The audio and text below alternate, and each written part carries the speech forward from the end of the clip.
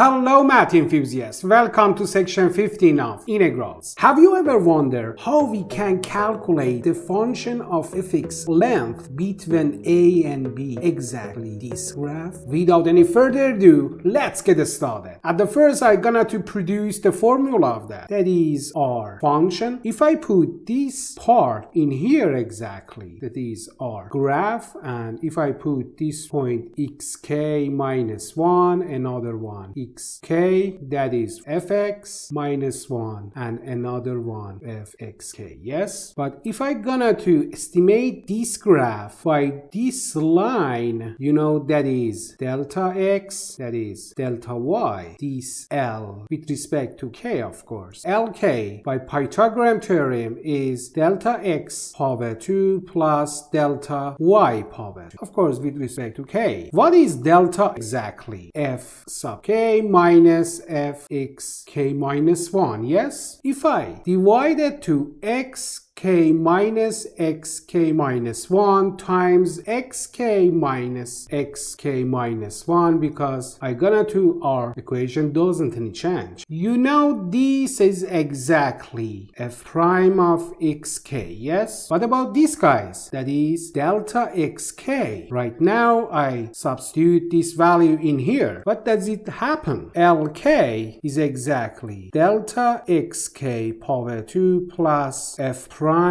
xk power 2 times delta xk power 2. Take a factorate. Delta xk power 2 is 1 plus f prime xk power 2 in the radical, and that is 1 plus f prime xk under the radical delta xk. But that is just this part, guys. If I gonna to calculate all these subintervals, I must put in the summation k from 1 to n radical 1 plus f prime xk delta xk, and by Riemannian integral we know that is exactly integration of a to b radical 1 plus f prime x. But when delta x goes to 0, we show it in the mathematics by dx. We can produce our formula. Okay, let's go to explicit example. If your function is exactly y equal ln x, we're gonna to calculate arc length between 0 and pi over 4. At the first, you know, we're gonna to calculate y prime x or f prime x, that is ln. Yes, ln u, derivative is u prime divided u. Derivative of cosine minus sine x divided cosine x. Therefore, I put this exactly in this radical. Integration of 0 pi over 4 radical 1 plus this by power 2 is with dx. But instead of 1 plus tangent x power 2, I substituted y 1 over cosine x power 2 by trigonometry I mentioned in the playlist. It's all the things with details. Don't forget to subscribe me and follow the other courses, guys. And if I take a root square, 1 is 1 and that 1 cancel and go to the absolute value. But between 0 and pi over 2, also cosine is positive, and therefore is integration of 0 to pi over 4 1 divided cosine x dx, yes? Okay, exactly in section 8, guys, minute 4, I solved this question. Come back to section 8 and you can watch this video. I don't gonna to repeat that again. What about this question, guys? Consider your y is radical 1 minus x power 2. We're gonna to calculate arc length between 0 and 1. At the first, we need y prime x, yes? Immediately, when your function is radical u prime over 2 radical u, yes? Okay, is minus 2x divided 2 radical 1 minus x power 2. Immediately 2 and 2 cancel each other, and answer is minus x divided radical 1 minus x power 2. But if I put this with power 2 is x power 2 1 minus x power 2. Am I right? But we must do that. Put in this integration of 0 to 1, radical